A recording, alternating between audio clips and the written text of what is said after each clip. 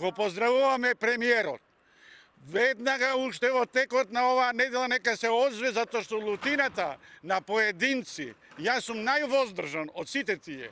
И секогаш тврдев и велев, стрпете се уште малку, стрпете се. Но верувајте, тие поединци веќе се закануваат дека ќе пратат писма до меѓународните организации дека од она што превземале обврска државата ништо не се спроведува.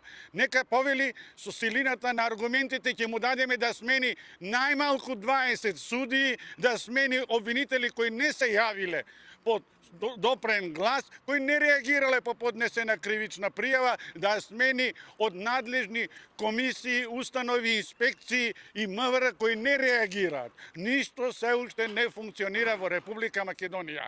Нити сме потрошувачи, нити добиваме, нити ни дават, нити не прашал нешто. Едноставно мораме да плаќаме.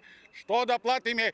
Знаеме ние што. Ние треба да ги платиме долговите за тето, за некој што сака поединец да стане газда. Судиите треба да се тие што во примена на правото треба да ги штитат човековите права.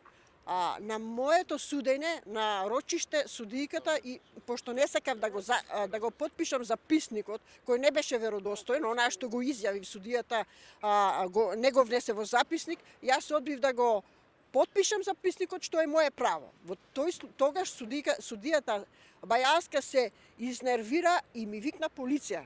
Тие што треба фактички, она како судија треба да ги штити човековите права, она ги узурпира истите. Дојдоа двајца полицајци кои не сака да ме пуштат, фактички јас бев приведена во тој случај.